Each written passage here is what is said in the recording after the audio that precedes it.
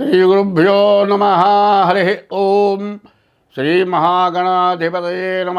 శ్రీమహాసరస్వత్యై నమ. హరి ఓం. యఃకర్తా జగతాం భర్తా సంహర్తా మహసాం నిధి ప్రణమామి తమాదిత్యం బహిరంతస్తమోపహం. ఇప్పుడు మనం ప్రత్యేకించి చెప్పుకోవాల్సింది ఒకటి ఉన్నది. ఎందుకంటే సంవత్సరాది అంటే ఉగాది తెలుగు సంవత్సరాది. ఎందుకంటే హిందువులందరికీ కూడా సంవత్సరాది తెలుగు సంవత్సరాది. అయితే మనకు బాగా అలవాటు ఇప్పుడు పడ్డది ఏంటంటే ఇంగ్లీషు జనవరి నుంచి డిసెంబర్ వరకు సంవత్సరం లెక్క జనం చూసుకుంటున్నారు. పంచాంగంలో తిథుల ప్రకారం సంవత్సరం వస్తుంది, అది ఎవరికీ తెలియదు. తిథి, వారం, నక్షత్రం, యోగం, కరణం ఈ 5 కలిసి పంచాంగం అయింది. అయితే పంచాంగ శ్రవణం అనేది యుగాదిగా చేసుకుంటాం. కానీ ఇప్పుడు జనవరి నుంచి డిసెంబర్ వరకు ఈ 12 నెలలు, జనవరి నుంచి డిసెంబర్ వరకు 12 నెలల మాస ఫలితాలు ముందుగా చెప్పుకుందాం. అయితే దానికంటే ముందు ఈ జనవరి నెల విశేషం ఏమిటి అనేది మనం చూసుకోవాలి. 2025 సంవత్సరం, ఈ సంవత్సర ఫలితాలు ఈ జనవరి నెల ఎట్లా ఉంది ముందు చూసుకుందాం. అయితే దీనికంటే మనం చెప్పుకోవాల్సింది ఏమిటంటే శని కుంభం నుంచి మీనానికి వస్తాడు. అట్లాగే రాహు ఏమో మీనం నుంచి కుంభానికి వస్తాడు మళ్ళీ మధ్యలో. అట్లాగే కేతువు కూడా కన్య నుంచి మరి సింహానికి వస్తాడు. మధ్యలో కొద్దిగా మార్పులు ఉంటాయి. కానీ ఏది ఉన్నా అసలు చెప్పుకోవాల్సింది ఏమిటి అంటే 24, 25, 26 సంవత్సరాలు పాపగ్రహాల యొక్క బలం ఎక్కువగా ఉంది. పాపగ్రహాల బలం ఎక్కువగా ఉండటం చేత రకరకాలైన సమస్యలు ప్రతి వాళ్ళకి కూడా వస్తాయి.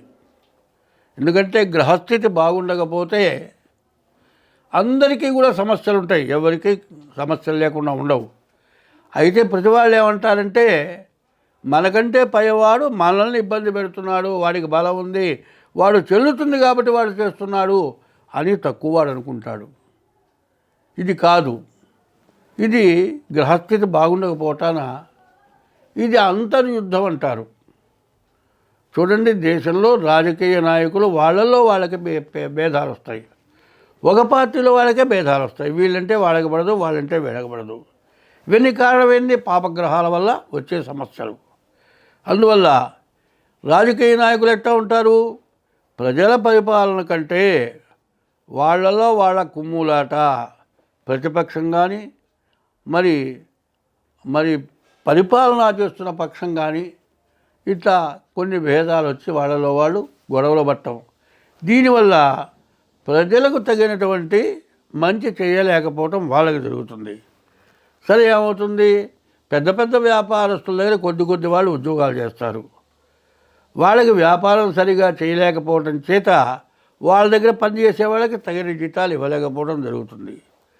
సరే, ఆ జీతాలు తీసుకొని ఇంట్లో పిల్లల్ని పోషించేవాళ్ళు మరి ఉద్యోగం చేసే చోట సరైనటువంటి ఆదాయం రాకపోవటం చేత భార్య పిల్లల్ని పోషించుకోలేకపోవటం జరుగుతుంది.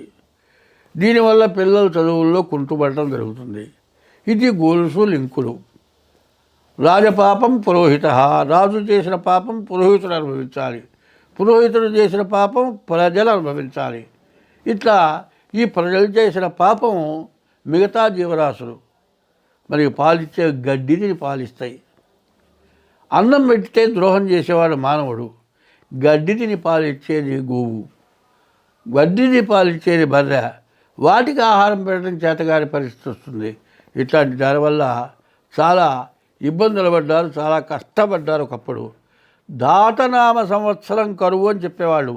ఆ దాతనామ సంవత్సరంలో పంటలు పండక, తిండి లేక, రేగడి మట్టి నీళ్లు పోసుకొని రేగడి మట్టి తిన్నారట. పాలుగా కూడా దొరకలేదు ఆఖరికి. మరి గేదెలకి, ఆవులకు కూడా మేత దొరక్క, పాలు దొరక్క, తినడానికి ఆహారం దొరక్క రేగడి మట్టి తిని బాధపడ్డారట. అటువంటి కరువు మనకు లేదు. ఎందుకంటే ప్రపంచ దేశాలు ఒక దేశం నుంచి ఇంకో దేశానికి ఆహార పదార్థాలు పంపిణీ చేస్తున్నాయి. చాలా అనుకూలత మనకు వచ్చింది. కానీ వాళ్ళలో వాళ్ళ కొద్దిగా విభేదాలు రావటాన మరి దేశ విదేశాల్లో యుద్ధాలు జరుగుతున్నాయి. అవి కూడా వాళ్ళలో వాళ్ళు సర్దుకుంటున్నారు. దీనివల్ల రకరకాలైన నష్టాలు వస్తున్నాయి. కానీ ఏమి చెప్పినా 24 నుంచి 26 సంవత్సరం వరకు కూడా అంతా చాలా ఇబ్బందికరంగా, చాలా కష్టతరంగా ఉన్నటువంటి రోజులు. కాబట్టి మనం అందరం ఏమి చేయాలనేది మనం ఆలోచించుకోవాలి. కష్టం అనేది, గ్రహదోషాలు అనేది, బాధలు అనేవి పోవటానికి ఒక మార్గం ఉంది. తృప్తి అనేది కావాలి మనిషికి. తృప్తించెందని మనుషుడు సప్తద్వీపములనైన చక్కన్బడు అని. తృప్తి లేనటువంటి మానవులు ఏమి లాభం లేదు. ఎందుకంటే మనం అందరం నూలుగుడ్డ కట్టుకుంటున్నాం. మరి పండుగ రోజు దేవుడి గుళ్ళోకి వెళ్ళేప్పుడు పట్టుబట్ట కట్టుకుంటున్నాం. మరి పట్టుబట్ట కదా మంచిది కాదు. పద్ధతి లెక్క అయితే పట్టుబట్ట కట్టుకొని బయటికి వెళ్ళేటట్లయితే గర్భాలయంలోకి పట్టుబట్ట కట్టుకొని వెళ్ళటానికి వీల్లేదు. దావళి అని ఉంది, దావళి కట్టుకొని వెళ్ళాలి. అయితే ఇవన్నీ కూడా ఇవి కాదు ముఖ్యం. ముందు భక్తి కావాలి.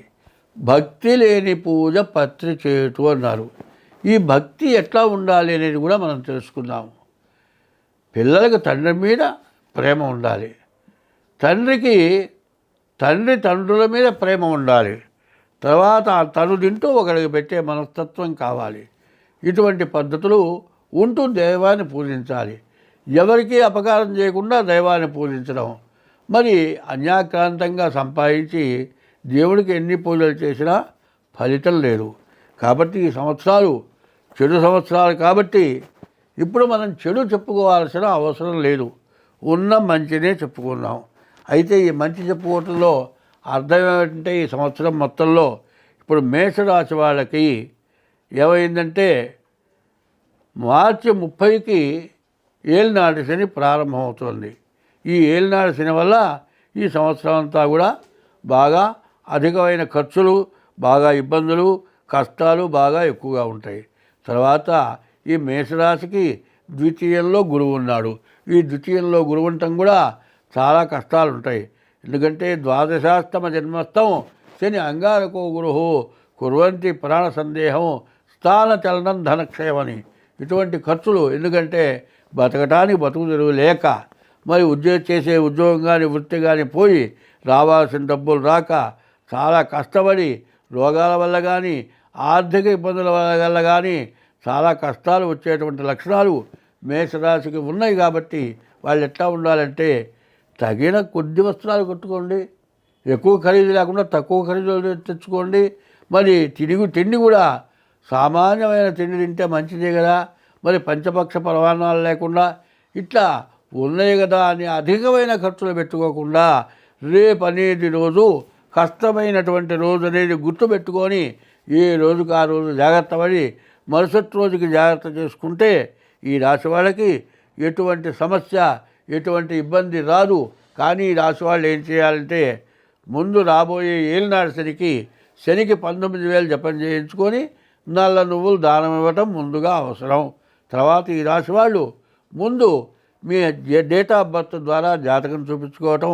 అట్లా డేట్ ఆఫ్ బర్త్ లేకపోతే హస్త సాముద్రిక ద్వారా జాతకం చెబుతాం. ఆ రూపంలోనైనా సరే మీ జాతకం చూపించుకుంటే ఈ జాతక రీత్యా మీరు ఎప్పుడు ఎట్లా ఏ నెలలో ఎట్లా ఉంటుంది ప్రతి నెల వివరణ వస్తుంది. ఇప్పుడు సంవత్సరం మొత్తానికి కలిపి చెబుతున్నాం. ఇప్పుడు చెబుతోంది గోచారం.